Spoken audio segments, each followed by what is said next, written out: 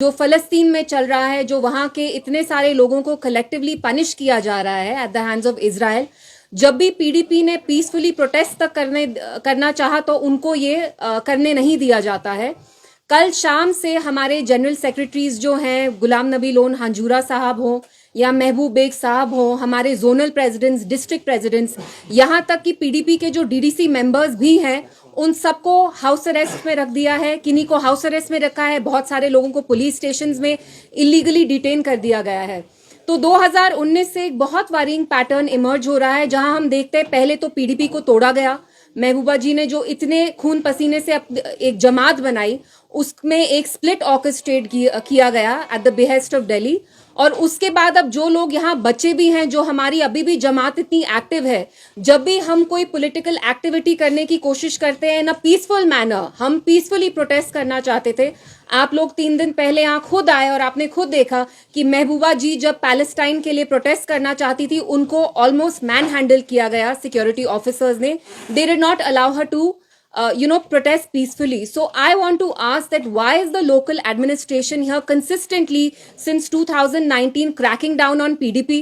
और आप हमें एंटी नेशनल करार मतलब you denounce us as anti national, जबकि जो हम एक्टिविटीज करना चाहते हैं वो पीसफुल है। आप खुद देख रहे हैं द इंटायर वर्ल्ड, पूरी दुनिया में कैसे millions of people are coming out on the streets, they are coming out to support Palestinian civilians, जिन पे आप देख रहे हैं कितना जुल्म और सितम हो रहा है। उनके ऊपर फॉस्फोरस बॉम्ब्स फेंके जा रहे हैं। 1500 बच्चे पिछले 2 हफ्ते में उनको मारा गया है। They are being slaughtered, entire bloodlines are being wiped. And let's not forget the Indian government's official position is that they have condemned Israel's aggression. जैसे Israel humanitarian international law flout कर रहा है, वहां उनने इलेक्ट्रिसिटी, पानी, medical supplies तक बंद कर दिया है। तो मैं यहाँ की लोकल एडमिनिस्ट्रेशन से पूछना चाहती हूँ कि आप पीडीपी पे सिलेक्टिवली ये क्यों आप बार बार टारगेट कर रहे हैं?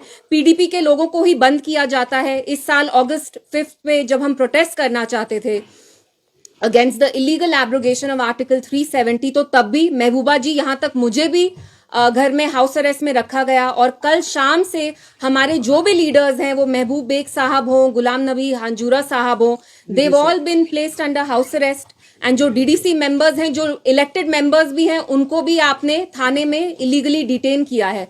तो why are we seeing this kind of treatment meted out to PDP? आपको लगता है कि जो यहाँ की बाकी जमातें हैं उनको शायद आप अपने अंगूठे के अंदर कंट्रोल कर पा रहे हैं? पीडीपी वाहिद ऐसी जमात है जो अभी भी जम्मू कश्मीर के लोगों के हकूक, उनके आइडेंटिटी के लिए लड़ रही है। लेकिन फिर भी आप देखते हैं कि एडमिनिस्ट्रेशन का जो व्यवहार हमारे साथ है वो कंप्लीटली बायस्ड है, प्रेजुडिस्ड है। जो बाकी पार्टीज यहाँ मुख्तलिफ होती हैं, जब वो प्रोटेस्ट करना चाहती हैं, खैर प्रोटेस्ट तो कोई यहाँ करता नहीं है, लेकिन उनकी जो भी पॉलिटिकल एक्टिविटीज होती हैं उनको फुल फ्रीडम दिया जाता है, क्योंकि इन अ वे इनकी कोई अंडरस्टैंडिंग है शायद दिल्ली में। तो why is there such a brutal, a vicious crackdown on Peoples Democratic Party? And this is happening after a time जब आपने पूरी पार्टी को तोड़ दिया, मतलब आपने कंप्लीटली स्प्लिंटर कर दिया। यहाँ पे डंडा यूज किया, जो ज्यादातर पीडीपी के लीडर्स थे, जो अब बाकी प्रॉक्सी पार्टीज में चले गए हैं। तो आप ये ट्रीटमेंट पीडीपी के साथ क्यों कर रहे हैं? And it's a very worrying pattern, because किसी भी जमहूरियत में ऑपोजिशन, एक वायबल रोबस्ट ऑपोजिशन का होना बहुत जरूरी है। And another worrying pattern that is emerging is की जो इंडियन फॉरेन पॉलिसी का जो रुख था, we were always for the creation of an independent sovereign Palestinian state where the people of Palestine would live with dignity. We are seeing कि हमारी Indian foreign policy का shift कैसे हो रहा है towards Israel, which is the aggressor. And mind you, India was the last non-Muslim state to accept Israel, to recognize Israel as the state, and it was one of the first non-Muslim, non-Arab states to recognize PLO, which was the Palestinian Liberation Organization. So these are questions that I want to ask the administration कि आप बाकी जमातों को full activity करने देते हैं, वो drugs पे बात करते हैं, कॉन्फ्रेंस करने देते हैं, वो मतलब एम्प्लॉयमेंट, बाकी इश्यूज होते हैं उन पे आप बात करने देते हैं, तो आप बस पीडीपी पे ये क्रैकडाउन क्यों कर रहे हैं? हमारे लोगों को, हमारे लीडर्स को, हमारे वर्कर्स को एंटी नेशनल क्यों आप डेनिग्रेट करते हैं? Denounce, why are you denouncing us as anti nationals? Is it a crime? Is it a crime to protest in a peaceful manner? It is my fundamental right. हम में से जो भी यहाँ बैठे हैं, हमारा फंडामेंटल राइट बोलना ही नहीं है. It's not just the freedom of right of expression, it's also the freedom of right to protest peacefully. It's a safety valve for a democracy. और आपने खुद, आप जानते हैं, आप वाकिफ हैं कि जम्मू कश्मीर के लोग हमेशा पैलेस्टीनियंस के पीछे खड़े रहे हैं. They identify with the cause of Palestinians. So I just wanted to talk about this. And मेरी आपसे गुजारिश है कि आज भी जो हम प्रेस कॉन्फ्रेंस कर रहे हैं, let's just keep it to whatever's happened पिछले 24 आवर्स में. जैसे हमने देखा है कि पीडीपी लीडर्स को कैसे हाउस अरेस्ट और थानों में रखा गया है. जी, आप ये बताइए पीडीपी का स्टैंड जो है क्या हर एक वॉर के खिलाफ है या खाली फलस्तीन और इसराइल के खिलाफ?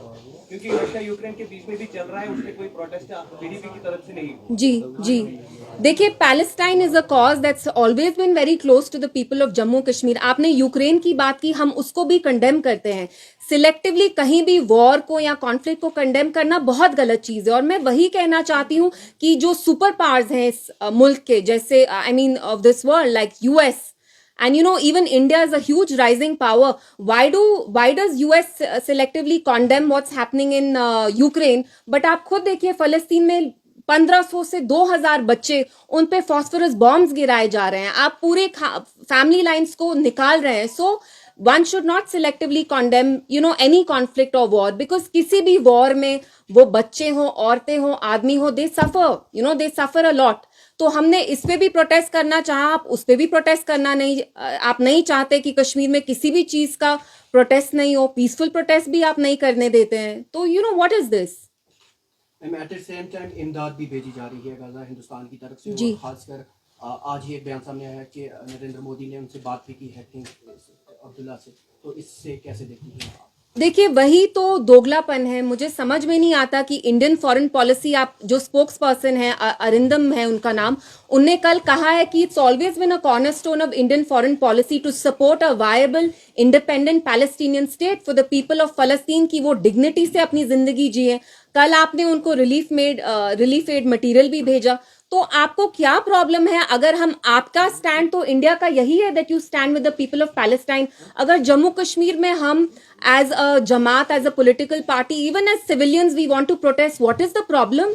इश्यू क्या है यहाँ पे? आप किसी भी, मतलब हम पे जो जुल्म होता है, हम पे एज एन जम्मू कश्मीर के लोगों पे 2019 पे, उस पे बोलने का हक नहीं है आपको, उस पे बोलने का फ्रीडम नहीं है. अब अगर किसी और कंट्री में लोगों पे इतना ऑपरेशन हो रहा है, हम उसके खिलाफ भी नहीं बात कर सकते हैं.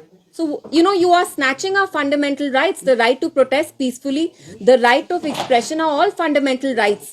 यहाँ कॉन्स्टिट्यूशन. जी, इससे पहले जब भी फलस्तीन इजराइल के बीच में जंग हुई है, जी, 30-40 सालों में, तो कश्मीर में भी, पूरे भारत में भी मुख्तलिफ चीजों हुई. फलस्तीन के हक में एहतजाज हुआ करता था, लेकिन इस बार नहीं हुआ है. इसको आप कैसे देखते हैं? क्या है?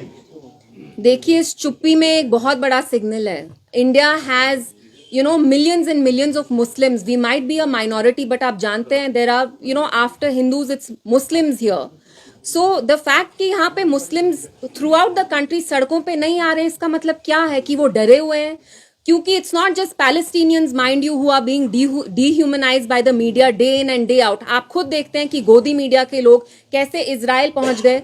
आपके मणिपुर में इन योर बैकयार्ड वहां आग लगी हुई है, वहां पे औरतों का कैसे रेप हुआ है, कैसे वहां क्राइम्स हो रहे हैं, वो आप कवर नहीं करना चाहते. इजराइल जाके आप कवरेज कर रहे हैं. रहा सवाल आपने मुस्लिम्स का पूछा, जो इंडिया में माइनॉरिटीज हैं, दे आर स्कैर्ड. इंडिया में जी, का सपोर्ट रहा है फलस्तीन के साथ, जी, जैसे आपने भी बोला है. जी, कि पिछले सालों में अगर हम देखेंगे, जब भी फलस्तीन और इस्राइल के बीच में कुछ होता था, तो यहाँ पे फ्रीली, यहाँ हमारे कश्मीर में भी और पूरे भारत में भी, हर एक स्टेट में हिंदू मुस्लिम सब फलस्तीन के हक में एहतजाज करते. बिल्कुल बिल्कुल. आज क्यों नहीं हुआ? इस बार नहीं हुआ पूरे भारत में, सिर्फ कश्मीर की बात में नहीं करता. देखिए, क्रैकडाउन इंडिया में पिछले 4 सालों से सिविलियंस, मीडिया पे, आप लोगों पे कितना क्रैकडाउन होता है? आप सारे यहाँ जम्मू कश्मीर कवर करते हैं. मुझे सच में बताइए, आपके सर पे तलवार नहीं है? आपके सर पे पीएसए की तलवार नहीं है? यूएपीए की तलवार नहीं है?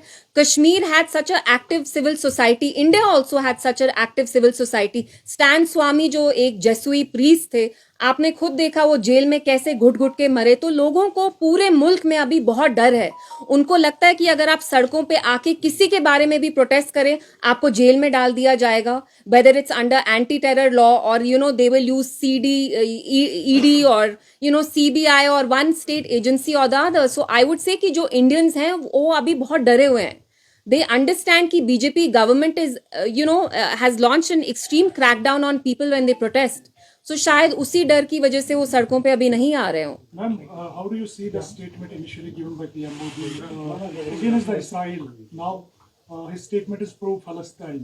So how do you react on this statement? देखिए, जैसे मैंने कहा, इंडिया का हमेशा traditionally stand, not just from Nehru जी's टाइम, फ्रॉम गांधी जी's time, has been to stand with the people of Palestine, because we see कि पैलेस्टाइन में कैसे millions of people are being displaced. उनको इनह्यूमन तरीके से, आपने खुद देखा इजराइल के जो डिफेंस के चीफ थे वो उनको ह्यूमन एनिमल्स बोलते हैं. उनके बच्चों को चिल्ड्रन ऑफ डार्कनेस बोला जाता है. तो आई अप्रिशिएट जो इंडिया की तरफ से एड गया, but I guess the Indian establishment at some point should remember that we have always supported the cause of Palestinians. We should not forget that. आप अपने इलेक्टोरल पॉलिटिक्स के मामले में अगर आप पैलेस्टीनियंस को डीह्यूमनाइज करना चाहते हैं, फॉरेन पॉलिसी चेंज करना चाहते हैं, that's a very worrying thing. Constitution तो यहाँ पिछले 10 साल से अब अंडरमाइन हो ही रही है.